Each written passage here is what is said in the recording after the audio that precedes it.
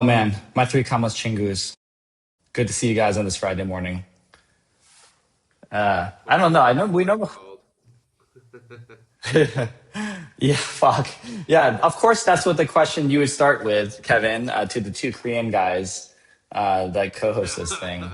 Uh, Actually, I don't know if margin call. I didn't get margin calls. We don't need to ask this question to Ian, but I have a feeling this guy made a little bit of money this week. course. Don't answer that question.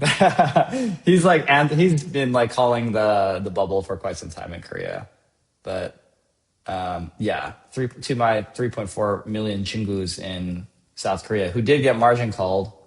Uh, yeah, I'm so sorry. And hopefully that you guys can recover soon and also get a little bit entertained if you're listening to this podcast today with some of the news that we're going to cover. We're not going to talk about the margin calls though for this week, but we are going to stick to some Korean news, right? So, um, Ian, maybe you can introduce this because you were the one that hooked up me and Kevin with this invitation last week on Friday. What were we doing last Friday together? Maybe, I don't know. Eric, you should introduce it because I'm going to be biased. So you can Uh, tell us about your okay. experience. Yeah, Kevin, All you right. should All right. All right. tell us All your right. experience meeting the president of Korea, Kevin. Ooh, Kevin, yeah, you do this. Yeah. Well, okay, so I'll do the introduction. So, for those who don't know, the Korean president spent a bit of time in San Francisco last week and met with a lot of top tech leaders as well as VC funds, government folks as well. And we were honored to get invited, thanks to Ian's coordination with a lot of the Korean government ministries, to one of the summits. I think they called it the AI Summit, where the president gave a speech about the AI declaration of investing and partnering with great AI companies wherever they are in the world. And then it was like a panel format with like the who's who. It was like a completely stacked panel, both on the Korean side as well as the U.S. side. So from Korea, I think the CEO and founders of Samsung, SK, and Naver and Hyundai Honda. and Naver. Yeah, Yeah. we're all there. And then from the US side, it was Sam Altman from OpenAI, Dario from Anthropic, Jensen from NVIDIA, and Hop 10 from Broadcom. So it was a really, really, really stacked panel, which was super cool to see. And everyone was basically kissing the ring of, the president of Korea, and I want to do so many things with Korea, which makes sense. Like, I think that's the purpose of the trip, to be honest. And then also they were kind of like appraising each other, right? And so we had a much more funny word for it in our group chat. I don't know if I'm allowed to say that on a podcast, but it was very fun to see it all. But yeah, like, what do you guys think? Um, it was fun. I'm really grateful, Ian, that you hooked us up with that experience to be in that room to see the South Korean president right in the middle, surrounded by all these people. And it felt like a king holding court, or maybe a dictator holding court, whatever it is.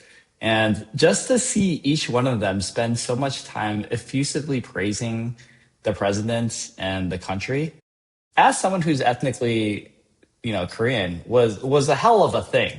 And I wasn't really paying attention to what they were saying. At the end of the day, it's all the same, right? It's like, well, the Korean people and like, your manufacturing capabilities and your role in like AI, it's all the same thing. But our chat between the three of us, we were running this text thread, was so hilarious. Again, it ended up getting maybe more vulgar than it needed to, but let's just put it this way. Um, it's just crazy when you see Dario. Let me start with this. It was crazy to see Dario and Sam in the same room, right? So we got to sort of set the stage. All of them are lined up, president in the center. Dario and Sam are in opposite corners, basically, and they were having like a hard time looking at each other when they were each talking. And then like Sam Altman was like kind of golf clapping with like the most tepid response when Dario gave his thing, and then Dario didn't even straight up look at him or clap at all Yeah. when Sam was doing his thing, and they just were always in the opposite corners of the room. Like Sam just got the hell out of there once the thing was done, it was so fun to watch these dynamics. Ian, what did you take out of that session? I agree. Like it was just nice to see have everybody like CEOs of Nvidia, Broadcom, Sam Altman, and everybody in the same room because the president of Korea was there. I think that was really, I don't know, somehow proud to some extent. Um, but at the same time, right after that summit, the Korean stock market plunged for over 30%. So we don't know what was happening there. But yeah, it was just nice to see it. And the next day, there was a MOU between US VCs, Sequoia, Lightspeed, NEA, General Catalyst, Khosla. I think those five were in the same room with the president, and they did some, mutual agreement on something. Korean government will invest more in the US VC ecosystem, and expecting US VC ecosystem to invest in Korean market. So I think it was a really good trip. Again, it was a moment that we Korean government can have all these people in one room because the president was visiting here for one night. So it was great. Yeah, it was a hell of a thing to see. It was a lot of work Uh, behind the scene. All my friends here in San Francisco was going crazy for over a month to prepare this event or days. Like so yeah, much work. So many like bridges were burned because they're trying to set everybody up and all that kind of stuff. Some of people didn't want to show up, and we're never going to see them in the Korean market ever. Some of the VCs. yeah, So yeah. it was just a fun but very very demanding experience for everybody here in San Francisco. I think one of the fun experiences, Kevin, that we had after the event was watching all the fanboys of Ian come up to like rush Ian actually after and be like, "Can I have a selfie with you?" And then they were looking at us like, "Oh, can you take a photo of me and Ian?" I don't You know who know, you guys are, but like, I want a photo with yeah, you. yeah. We were treated like the personal assistants of Ian, which is frankly what we are in real life too. But no, pretty cool. Great experience, Ian. Thank you again for hooking us up with this thing. Definitely, yeah. Yeah, 10 out of 10. Plus, they gave us like fun gifts at the end. We actually rushed the stage afterwards too and took some pictures. Oh, that's So true. These Yeah, big that was fun. we should use one of them in the carousel. Yeah, good idea. Yeah, yeah, yeah. Okay, let's actually move into what I think is the finance story of the week. This is all blowing up in the last few days as of this recording, but there's this 24, 25-year-old kid. I call him a kid. His name is Leopold Aschenbrenner, and he runs a hedge fund called Situational Awareness, which is focused on AI investments. And he has at one point had like as much as like 45 billion of NAV or something under management. And then just yesterday or the day before, or was it Monday, sometime this week, after being leveraged 4x, was completely wiped out and was forced to actually sell all of his public positions, right, to none other than Papa Ken Griffin at Citadel. I feel like I've heard this story before. There's this thing called like GameStop and like Marvin Capital, and I feel like this maneuver happened with Citadel before. I think it's worthwhile, guys, chingus, to actually talk through what happened here. And maybe even before we talk about Leopold and even what his fund actually does, Kevin, as our former investment banker guy, do you mind explaining like what the mechanics of margin trading is and leverage, just for our audience that may not be familiar with some of these terms? Yeah, of course. And I think we should also talk a little bit about like Leopold's background because it is very, very, very impressive. Yes, He was let's do like, that next. Yeah, yeah. So it's not like, he was a crazy person that just like blew up and he deserved it. Like I think everyone was kind of rooting for the kid. hmm So margin calls, it's funny because we've talked about the Korean margin calls actually, but I don't know if we've Here's like making fun of it. we're making fun of it. Yeah, I don't know if we explained the dynamics of it, but there's just margin calls happening left and right now. So typically, when someone is trading stocks, right? Say that you have $1 million for example, and you're trading stocks in your portfolio, usually you can only buy $1 million worth of stocks, right? You can buy maybe $500,000 of Nvidia and like $500,000 of Microsoft if you really like those companies. And you can't, once you used all your cash, you can't trade anymore. You know, you can't buy any more stuff. You can only have to sell to buy more. Well, margin is basically getting a loan and getting leverage from a financial institution, whether it's your brokerage or a bank, to trade more than the cash that you have. So even if you have $1 million of cash, sometimes certain financial institutions will let you borrow 2 times, 3 times, 4 times, 5 times your money to be able to trade stocks. So if you have $1 million, you might be able to actually buy like $4 million of Nvidia instead of just 1 million, right? And effectively, the bank will give you a loan to cover the purchase of an additional, say, $3 million of Nvidia stock in that case. So a lot of hedge funds commonly will use leverage as a way to get additional exposure to stock and basically improve their returns, right? If, for example, Nvidia only went up by 10% during a week or a year, you can leverage by buying 4 times the amount. You actually get 4 times the upside of that with still your $1 million investment in cash. So instead of just going up by 10%, it now goes up by significantly more than that, right? Especially off of your equity that you use there. So in that example, actually, say you bought $5 million of Nvidia, it goes up 10%. You made $500,000 off of your cash, which was just $1 million. You've gone up 50% on that position as a result. So it really juices your returns on the upside, but it also really juices your downside risk as well, because you only put in $1 million of cash. If the stock goes down 10%, you've lost half of your original cash. You've lost $500,000. So it's a very, very risky way to play stocks. I know crypto also has a similar dynamic. You can get margin for crypto as well, and get leverage, which is pretty crazy in my opinion, because crypto is even more volatile than most public stocks.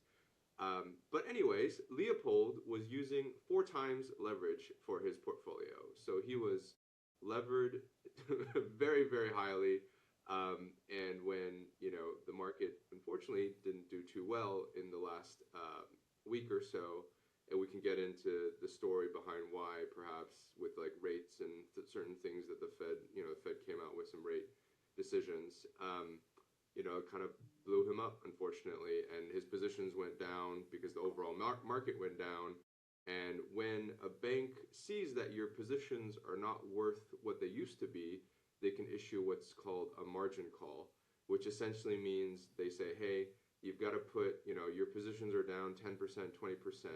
Your equity is low now because you're so levered. So your original cash is worth much, much less than what you put in. You've got to put in more cash if you want to keep your positions open. And so that's the bank or financial institution will literally call you and send that notice. And Leopold didn't have enough cash to fulfill those margin calls. And so some crazy events happened after that. Maybe I'll pass it off to one of you guys to chime in and also tell the rest of the story and his background. Yeah, no, that's great. Thank you for that explanation, because I think margin trading is a tale as old as time. I mean, it's not just crypto. This is like what casinos do in the mafia, right? Back in the day, it's like I'm trying to play poker and I'm going deeper and deeper into borrowing from the house or from the mob, and then eventually someone breaks my legs and takes my children, my wife, and all that stuff. It's crazy, how these mechanics can really fall apart. You brought up a really good point, which is like, it would be neat to talk about the background of Leopold Aschenbrenner. So this is me just basically summarizing what I'm seeing on Gemini, but his background is freaking incredible. Born in Germany, he's an artificial intelligence researcher, investor, former OpenAI employee. He wrote some pretty incredibly important AGI related essays predicting like AGI in 2027, all stuff. And he's still quite young. I think currently only 24 or 25. So he went to Columbia, enrolled at the age of 15, graduated valedictorian, age of 19, pretty incredible. Did a lot of really cool economics research while he was there. So before 2022, this is where it gets kind of interesting. Or actually even before that, he kind of bought into this like effective altruism thing that was kind of popular with SBF, and then went on to be a part of the investment team with the philanthropic FTX Future Fund before it collapsed in 2022. So there's a connection with I SBF did not with know that. effective altruism and actually running some money for FTX. And then in 2023, landing on his feet, he joined the OpenAI team on the super alignment team. Don't ask me what that is, but the super alignment team, pretty interesting roles, I'm sure. Fired by OpenAI in April 2024 over alleged disputes around security disclosures and information leaks sourced to him, which he has denied. Okay, so fired. This weekend, he's going to get married, in fact, to the current chief of staff of Dario Amodei at Anthropic. So congratulations on your wedding tomorrow, Leopold. I hope this is not much of a distraction. And then some other kinds of things here too. So in 2024, where he gained a little bit of notoriety, maybe positive notoriety at the time, was a 165-page essay called Situational Awareness, where he was predicting AGI timelines. And this is actually what created, I think, his brand that he was able to then leverage into, pun intended, his fund, which is called Situational Awareness. And it was backed by some huge heavyweights, tech titans and all that stuff. And I think for quite some time, at its peak, he was something up like 864%, over the course of 2 years. And then I think prior to this month, he was sort of in that really sweet zone, looking forward to a good wedding, nice honeymoon, all this money. And then, of course, this all happened. So, where I first heard about this, Ian, was this kid was supposed to be like a genius, right? And there's a lot of stories about him, I think, in the last year, which I didn't really pay attention to. But I mean, he grew the fund from like 225 million to 20 billion in 2 years. And the returns, I mean, I heard numbers like that. I think in June, he said that the fund had returned 439% for the year and 1,500% since inception, which is like 2 years basically, right? Which is crazy. Like that, those numbers, like you would never see from even some of the largest and best hedge funds in the world. So like this guy was, for a lot of people, considered like a genius, over the last few years. It's the same thing as Bill Hwang. Remember the guy? Yes. Archegos? It was just Papa Bill. Yeah, I just I mean I talked to my partner about this too. Wait, is he Korean too? Yes. Very Christian too, and all that stuff. Yeah. So, and we should check this guy if this guy is actually German. He might be Korean too. He's got like a quarter Korean in him. Exactly, the Korean leverage blood is through him. So I think the thing bothers me a lot was my friend also told me about this yesterday. Like he looks up to this guy, and I was like, dude, you can do it too if you have the balls. Like you can lever 4 times, and if you get lucky, yes, you can get 600 times or whatever, like 10,000, 1,000 times. But then you might fail, but you can still give a shot if you're popular or famous enough. So, I mean, this guy, I think it just shows another example of Bill Hwang or Archegos story that you can lever like crazy, and if you get lucky, you get a lot of money and fame. That's why a lot of people still keep trying, keep trying this. And this is also a display of, lack of discipline or lack of integrity to some extent. It just shows the track. Like, I guess he's a genius in terms of academic, performance. Graduating Columbia valedictorian in 19 of course it's impressive. But at the same time, like he worked at FTX, managing that crypto money and all that, and he was at Super Alignment Team, but got fired. Super Alignment Team is actually the safety team, right? I Mm-hmm. remember that Was it? Yeah. opening, Yeah. yeah, Yeah. safety team, and he got fired because he leaked some information from them. It just shows the track record of lack of discipline and integrity. And of course, he makes a lot of money because, again, he doesn't have a discipline. 4 times levered, putting all their LP money into his crazy ride, got lucky, successful, margin called, because of course that's how it ends all the time. There might be some successful Bill Hwangs out there, but at the end of the day, if you keep this game over and over, it's like Xeno. The house always wins. So once you win a little bit on your crazy game or leverage game, you keep playing bigger and bigger because you think you're a genius. But then the market is never going to let that happen. So that's the gist of the the article that I wrote yesterday. So Credible. I don't think this guy's a genius. I mean, again, academically, yes, but it's just it Yeah. shows how our financial system could be leveraged, to get these things out. And his fund name was Situational Awareness, but he was not really aware of his situation too. So, Let's Cut that out. use That's that a quote. soundbite. I like Yeah. that quote. Yeah, he was not situationally aware of his yeah, own situation. Goddamn, that's so good. No, Um, I you, agree, man. I think like risk management is like I think it's very important. If you're a $20 billion fund, you're an institutional by any number quantification. Like you are an institutional fund, and institutional funds have to have institutional risk management. And I don't know, maybe if he was long forex. I mean, the thing is, a lot of hedge funds, even if they have leverage, it's not necessarily like their leverage is just in one direction, right? For example, you can borrow money to make longs and shorts. So most hedge funds do have leverage actually. Like forex is probably quite a lot, but a lot of hedge funds will run on like what we call gross exposure, which is like 200% would be like 2x leverage. So a lot of hedge funds do that, but they usually will use a portion of that leverage to actually be short the market.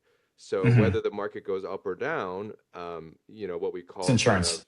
yeah, like what we call like beta or kind of like volatility doesn't really matter because market goes up, your longs will go up, your shorts will, also appreciate because the market's down. And so that's a hedging, like hedge funds originally started with that way, which is, we don't care if the market goes up or down as a whole. We are going to choose the specific names that are going to outperform. And so I don't know if Leopold was just forex in the longs because it sounds like he was just like super bullish on like CoreWeave, Nebius, SK Yeah. Hynix, Micron, like all these top AI infrastructure chip names. And if you're doing that, like you just have no risk, you have no risk management because if the market goes down, you're screwed. Like you have no shorts to like balance your longs, right? So I don't know. I haven't seen his portfolio, so I don't know what he was doing, but it just sounds like very, very poor risk management.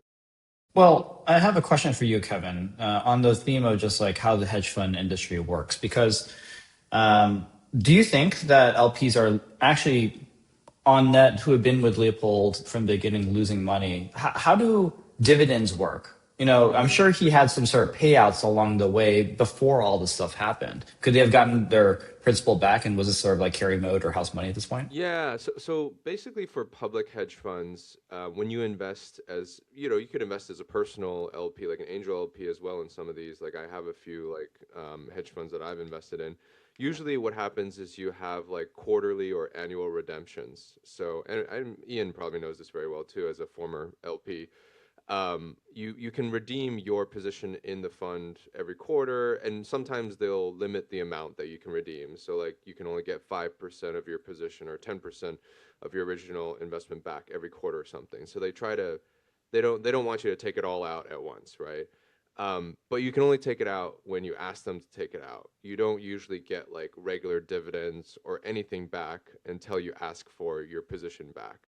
Mm. But hopefully over time, your position appreciates. So you take 5, 10% out, then, it'll be worth more than it was when you put in. And hopefully you get your principal back and you can let some of your extra money, like your gains, ride, which is what I've done with some of my kind of public investment in hedge funds.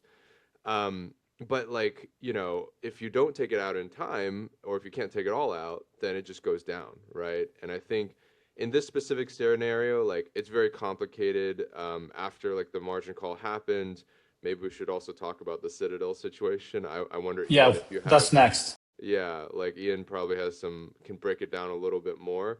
But like you're not going to get anything back. And if you don't withdraw and you choose to redeem, and also like Leopold, technically what hedge funds will do though is for the employees and the team, they actually do get carry at the end of every year. So depends on the hedge fund and the structure, but usually what we call it is we like crystallize the carry at the end of the year. So if the fund was up, say 100% and you deserve, X million dollars of carry, that will actually get paid out to the employees and the manager of the fund at the end of the year, which also makes hedge funds a little bit of a weird structure because there's a misalignment between when the manager of the hedge fund get paid versus when the investors get their money back, right? So it is a very interesting, complicated structure, but I suspect like no one could have redeemed in the last week. It Huh. was just too fast. Actually, Ian, great question. Like you're kind of hinting at a question I'm dying to ask Ian because Ian, you were the former sovereign wealth LP. If you had exposure into Leopold's fund as an LP, and you're a smart dude, and you're like, this dude is fucking 4x levered right now. Would you actually call him or something and say like, what is the strategy? Like this seems pretty risky, or what's the LP side of it, especially if you're like a sovereign institution, witnessing all stuff. Part of that hedge fund team. I was part of the VC team, so I don't know how it works very well. But I think there's always a rule that if it goes below a certain level, we always redeem it. So, Yeah. I think they would have called, but again, as Kevin said, it happened so fast overnight for 2 days in a row. So I don't think anybody has been able to, get their money back. And the other thing is they wouldn't put their money into these kind of hedge funds. Like Mm. betting process for sovereign wealth fund, for hedge fund or any fund is crazy. They're not going to invest in first time fund managed by two AI gurus or, they have never done any investment in their life. They would never put money into those kind of funds. This is Yeah. mostly high net worth. And that's another thing. I think the LPs of this fund should be somebody who wants the narrative of situational awareness go out and become, the real next steps of, or they want this to be the prediction, the right prediction for the market. So that's why I think it's more on the. I mean, when this was out, the situational awareness was out in 2024. I think everybody was aware that hey, we're going to have shortage in electricity. We might. We're going to have a lot of money going into data centers. It was already pretty obvious, and the China and U.S. will fight over AI. That was all geopolitical issues. These were all very crystal clear to everybody. But I read this when this was out, and I wrote a post about this too. But the only thing that got everybody's attention was the prediction of AGI happening 2027. And I called bullshit back then. Again, this is not something, AGI is not something we can do in current system and current AI, models and kind of stuff. And we're going to see it like next year, AGI doesn't happen. It was all just crazy narrative driven. One, FOMO, fear mongering, and also people who wants to make money out of this data center and all these predictions. And they back this guy or this person. I don't want to call this guy kid because that makes me look old, but this person, and to make him look successful because he made the right prediction. And a lot of people made money along the way. So I think it's just a whole market craze feed into this guy. And there will be someone like this. There's another Leopold. There's another guy who hits a good piece. I don't know, Citrini or whatever. They get a lot of money, try their luck. And, if you make it, you're done for the life. So I think if you are young and smart and has all the pedigrees to come back, I think this is just something that you might as well try. Yeah. Okay. Ian is encouraging the risk taking. Wait. This We is need not investment disclaimer. advice. Not This is investment not advice. investment advice. A But disclaimer we for have Bill everyone who's Hwang. listening. He almost made so much money. Like you just Yeah. need to know when to stop. But it just people like as a human being, you cannot stop, and that's why house always wins. Um, let's wrap this up, but there's one more big part of this story that we need to cover before we move on to some other news. We purposely have blocked a lot of time for this conversation on this topic because it's so interesting. Let's talk about Ken Griffin and Citadel for a moment. So Citadel, the OG, I guess, hedge fund of hedge funds. I don't even know how to describe it. I mean, it's such a canonical. They do a lot of things like market making, all that stuff now too, right? Ken Griffin, kind of like the one of the most enduring personalities in finance, probably in the last few decades, even. This is the rumor that I've been sort of tracking, and again, I'm just throwing out speculation with no basis. Is that he was trying to target Leopold is a theory right now, where he's been spreading a lot of FUD, fear, uncertainty, doubt, into the market about like rate hikes and all these things that are kind of like going to put like incredible exogenous pressure on AI and chip companies and all this stuff. And I think actually he's kind of largely correct. I sort of buy his view. And it just seems very convenient because, there's a view that he has been planting a lot of this FUD with his reach and his journalist connections and things like that. And he did conveniently swoop in to buy all of the public positions on this in this unwind for situational awareness for something like 50 cents or 30 cents on the dollar, right? And he's getting a hell of a steal right now in these great companies like CoreWeave and SK Hynix and all this stuff. Yes, there's a lot of volatility right now, but buying it at such a price, I feel like is a really de-risk way of doing it. So this guy's going to stand to make a lot of money, and he's done this before, right? He swooped in, picked up all like Marvin Capital or whatever's assets back in like the GameStop fiasco during the squeeze. This guy is kind of incredible, but again, I want to point to you actually, Kevin, on this one. Like, there's been a lot of stories like this before around Ken Griffin being like this guy spears like sends out these rumors and then just swoops in and buys these assets at like lowball prices. I, how common is this? I know Bill Ackman also kind of do this stuff too, but it almost feels illegal, Hmm. almost towing the line of illegality of market manipulation. I But he mean, keeps on doing it. yeah, I mean, so the story behind it, at least what I've heard, the rumors is that people believe that Citadel was talking about a Fed rate hike to that would drive AI stocks lower. The thing is, though, there are like rate like plots, like there's data out there of like where the market believes where rates are heading. So I don't think it's necessarily that like everyone's just gonna look to Ken Griffin or Citadel and believe their view is correct. Like there is effectively like think of it as like a public betting market where everyone sees the data and sees where people think probability wise what the Fed will do. But I don't know if like I buy the idea that Citadel issued this report and everyone was listening to them and everyone's gonna end up causing this panic because of that. Um, but what I do think Ken Griffin and Citadel are very very good at is finding these dislocations in very opportunistic, like chaotic scenarios where the market is showing a lot of weakness and kind of sweeping in at the right time to be able to take advantage of that.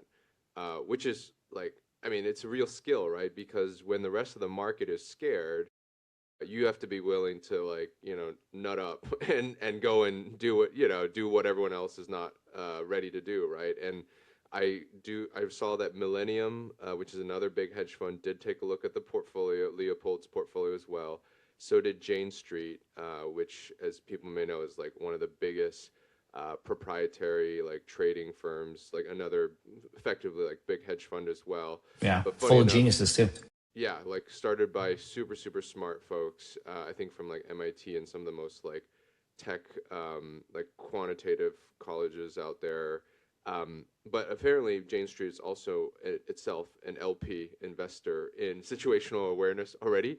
So I think they already knew what the entire book was, and it sounds like Mm, they either passed on it or they didn't bid high enough to win. So probably tells you a little bit about the quality of the portfolio at that time. Stocks have obviously rebounded actually in the last few days. So it's funny because if Leopold hadn't gotten margin called, he'd probably be sitting okay at this point. But at the time, when things are going, I mean, I think those are probably also the days when Kospi was, the Korean index was down like, yeah. 40% or something in like 2 days, right? Yes. So I don't know if he had any Korean exposure, but a lot of people thought, hey, it's gonna keep going down, right? Like it's over, it's all over. Like the market's just gonna crash and everything's over. To be able to like step in that period of time and say, hey, we're gonna buy it all, it takes some balls, I think. I agree. I agree with you on that. Like, they do. I don't think this was all plotted by Ken Griffin, but Citadel is really good at finding these, again, where the market is not effective. But at the same time, I feel like people are coming up with these crazy stories that Wall Street planned for it. Like, this was just to get money out of this Leopold guy and all that kind of stuff is crazy because I think the market is searching for an answer because they're scared when they're losing money for the 2 days in a row and they didn't know what was happening and they didn't want to believe this is end of the AI or AI bubble is popping. So they were viciously searching for an answer and they were like, hey, the market is okay, AI is fine, there's no AI bubble. All this crazy, plunge, downturn happened because of Ken Griffin. It was an easy narrative that let them, hey, we got to stay in the market because the market's always going to go up. So that's why there's a lot of stories around this. I think it just, market is volatile and everything's wrong. The numbers are crazy. So it's natural that, we'd lose 40% over 2 days and recover 35% in a day. What's crazy is for the entire this week, I think Kospi only lost 1%. So it lost 40% in 2 days and recovered everything yesterday. I think they recovered about 30 or 35% come back. And Good Lord. overall, it was just 1% loss for the entire week. But it was a hell of a ride, ton of margin calls. No, I don't. I haven't seen anybody, committing suicide over this yet because we are up so much. But it was crazy roller coaster for a lot of Koreans, and everybody's selling right now. The Yeah. individual investors are selling because they've seen hell. So everybody's getting out, and the institution money is going back in. So I don't know. It's just the market is crazy. It's been crazy for a while. So people think this is normal or it's fine and it will always go up. But I think we're just at a crazy situation that anything could happen in this era, in this market environment. And I think what I think this might be crazy prediction. Again, I'm really against the market right now. It's when dot-com bubble popped, there was always this dead cat bounce. It was not just one way down. There was a day that, hey, we're fine after a week of downturn, and it was recovering a little bit. But at the end of the long run, that's how bubble pops. It's just not one day or 1 week. It loses money over 5 years or a year or two, and stagnate there for 10 or 15 years. So I don't know. We might be okay now, but I still think the fundamentals are not there. I think, guys, this is going to end up being a 2-hour conversation. We should probably leave it at that. And I want to conclude before we move on to our next story. I think we have time for maybe covering 2 things really quick. That's why Leopold wasn't on that stage with the Korean president last Friday. He was dealing with this, right? Yeah. Yeah, I was wondering where my boy was. Well, Honorary best of Korean. luck. Exactly. Best of luck to the team at Situational Awareness. I know that you guys are taking a lot of heat right now, but we applaud the the boldness. Yeah, we don't want anything bad to happen to any of that team, and carry He on. still has a $5 billion position in Anthropic, by the way. He sold 3.5 billion of it though to Sequoia Oh, and did he? Green Oaks. Oh Yeah, last night. no. Okay, he Yeah. still has $1.5 billion worth of Anthropic then. Yeah. So the wedding is still on. There's some funds for the honeymoon. Don't worry, Leopold. You'll be okay. You're young. You'll do well. Let's actually, I'll come back to you because you actually shared a really interesting story about Tesla and their Chinese business side of it. Can you share a little bit more about what might be maneuvering over at Tesla right now? So this is a news that I read this morning.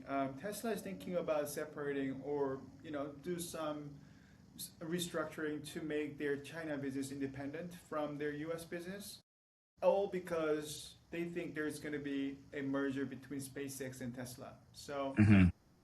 you can't have Chinese business if you are SpaceX because again, this is national security issue. So I think that's what people think. Like Tesla's preparing to get acquired or acquire. Maybe it should be get acquired by SpaceX. So they're just cut the ties with China as much as possible right now. So we'll see. Yeah, this is pretty interesting. I mean, there's a lot going on right now. We didn't even talk about like SpaceX's performance yet, but they're down quite a bit. Not like something like 30%, I want to Yeah, say, from like the maximum goes up 50. 50%. Yeah. Yeah, I mean that's a pretty severe drawdown. And I know that there's like some unlocks that are starting to happen, like something like 9% of like yeah, like I can only imagine like the people who are in the privates, like the three chingus here, are like very strongly considering like an unload on that position. Although at this price, I'm not sure. Maybe we just let it ride to see what happens with Tesla. But like Tesla's also suffering too. They missed earnings, right? I think this week. Um, I think their strategy is nonsense. In veering away from cars, focusing on humanoids. I kind of wish they'd just make nicer cars. So, but like, is this the way that you just juice prices? You just like slap them together? And is this like we discussed before, like the ultra conglomerate, the ultra chibble is starting to form right now? Is that Elon's whole strategy for trying to juice, I guess, enterprise value? Yeah, you're kind of like nodding to that, right? Yeah, I I think think. Go ahead, it's also Kevin. Yeah, governance, go Kevin. right? I think because like the China business, I don't know what the exact rules are, but I'd imagine that the US would not be happy with like I think selling off the China business from Tesla is to also clean up the like governance, kind of like geopolitical exposure of Tesla so that it can more easily fit into XAI and SpaceX, right? And then yes, I think I mean if I were Elon, I would want to merge everything together because it makes things so much simpler.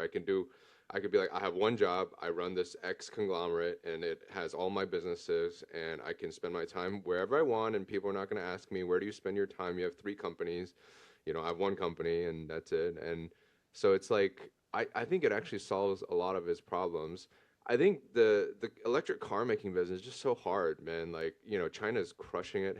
You guys have probably seen these like BYD cars. Right. Beautiful. Like Yeah, they're at like half the price of like they're like just a slightly more expensive than what a Tesla would be, but they're like so much more luxurious and yeah, nicer.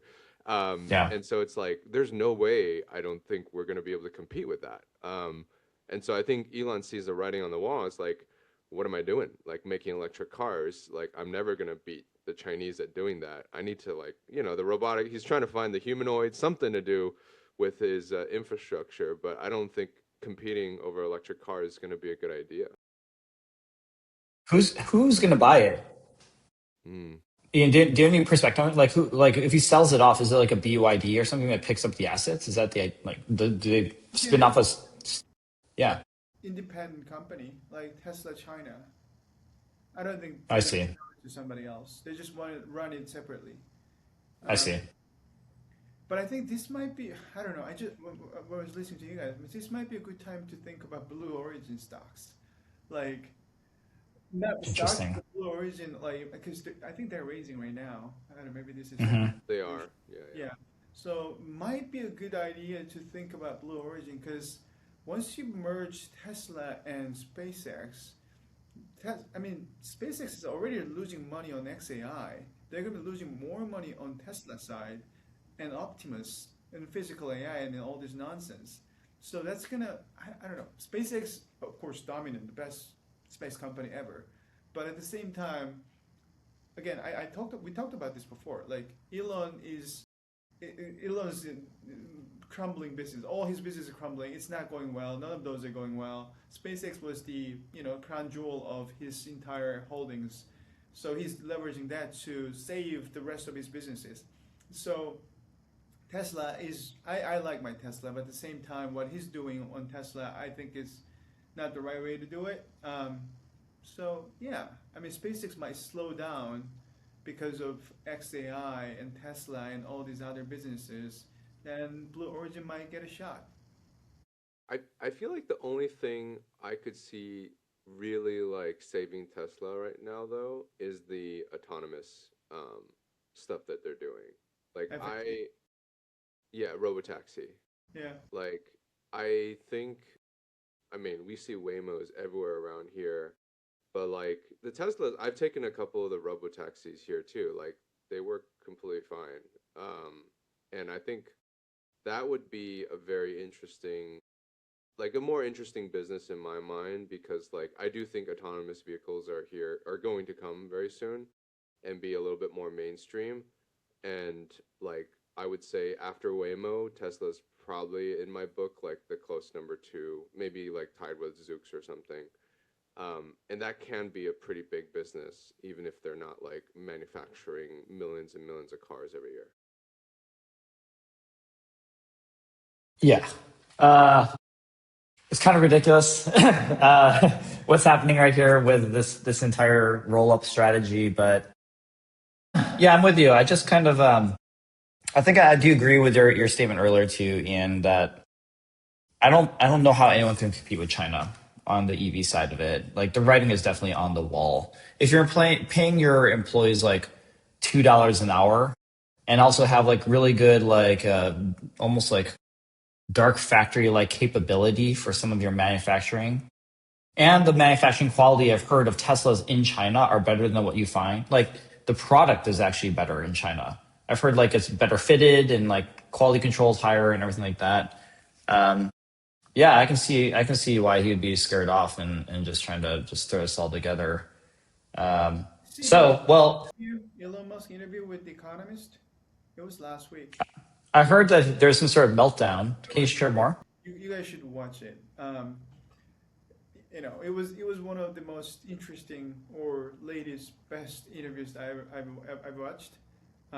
The editor of Economist calling Elon Musk, she was just confronting him like, why are you on the far right? I saw this. I saw clips of it. Yeah. I actually didn't watch the whole thing. I remember now.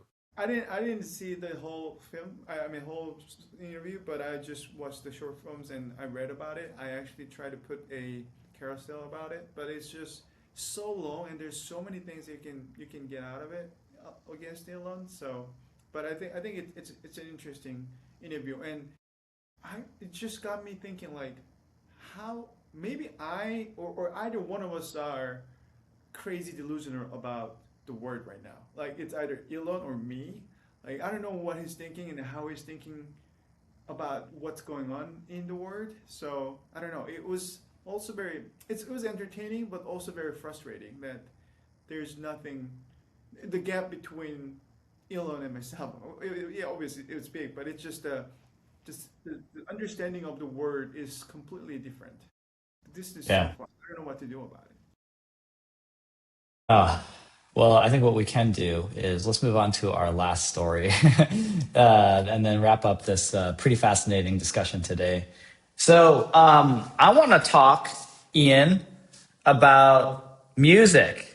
All right. So you brought up this story, which is how BTS is going to be boycotting the Grammys this year. And the story goes that the people behind the Grammys, that big, I guess, prestigious musical award, is introducing a new Asian pop category in February 2027. And BTS's reaction, which was, I'm actually reading the quotes, was a little more kind than what I'm saying. It's just like, that's kind of fucking racist. Like our music is just great.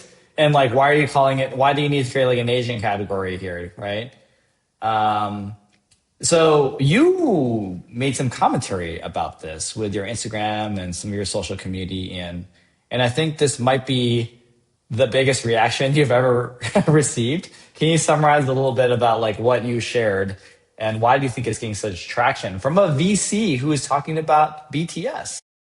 So I think it's around, a little bit of racist comments from, not really comment, but people think this is against BTS because BTS has been one of the best performing artists in the US, but haven't got Grammys yet. People think it's because they're not, you know, normal white people there, and they're creating this category so that they can fit them into the specific category, not the main Grammys award. So that's why everybody's got upset. This happened before. Last year, Bad Bunny won, Grammys, and they created Latin music, Latin pop category too. So I don't know. It was just a behavior that we see over and over, that if a minority wins the major award, they create a subcategory so they can fit those minority into those, and telling people, hey, we're expanding our base. And we don't think that's the right way to do it. It's saying like it's separated or segregated, but equal. And this never, history has proven this is not the right way to do it. We had separation in the United States. We had, separated but equal ideas. Different color, different races should use different bathrooms. I think it was 100 years ago, here in the United States too. So, and it didn't end well. And that's exactly what's happening on the BTS side. So people got upset, and everybody's boycotting Grammys. We'll see how that goes. But one commentary that I really liked was, maybe we should think about creating an American pop category so that the Americans Yeah. works No, too. I think it's weird, right? Because when you create these new categories, you're effectively saying that we're not a global show. Like, we're not a global awards ceremony, right? We are a US, like, you're effectively saying we're a US American show, and when we bring in international artists, we've got to create new categories for them.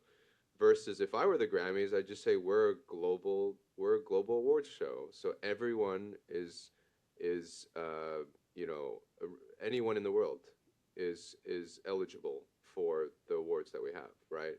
Because I agree, like I don't think I'd want to be I want to be a global, award show. I don't want to be, but then it's hard, right? Because then you've got to solicit, from the globe.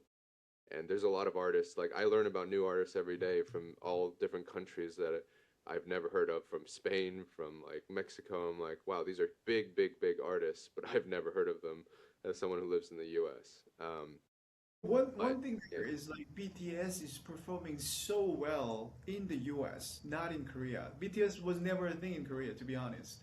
So yeah, that just bothers me. It's not international artists coming to the US. Maybe they're international artists, but they perform really well in the US. And if this is a local US show or awards, they should be awarding the best performing artist in the US. It just yeah, doesn't make sense. So, yeah. Well, Well, my wife is a huge Army fan. Like, she's a uh, huge BTS fan, so we're actually going to see them in like 3 weeks in Texas. So if very anyone good. wants to join, yeah, we want to. Yeah, yeah, that sounds great. I think it's the right time now to introduce that the Three Commas podcast is actually going to be launching its K-pop career now as the Chingus.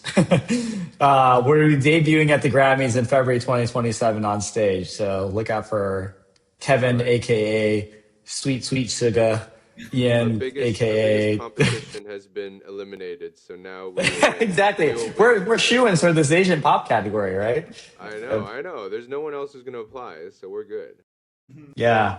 Guys, this has been a really fun conversation. We have veered into hedge fund mechanics and strange rumors about Citadel and Chinese manufacturing and now K-pop, and it's been a really fun episode. I think today's my turn, Yes, right, to sign things off. yes. Yeah. Okay, I want to be extra clear to people, to all the chingus out here listening to the Three Commas podcast today. We have talked a lot about very specific assets that you should be long on, short on, that we're personally doing. For the love of God, this is not investment advice, okay? Like, please do your research. What do we know? We're just like our armchair quarterbacks every Friday morning recording this podcast. But we are also very, very grateful, chingus, to have you listen in. Guys, thank you for another great chat session. Always my favorite time of the week. Have a good one, guys. All right. Peace out.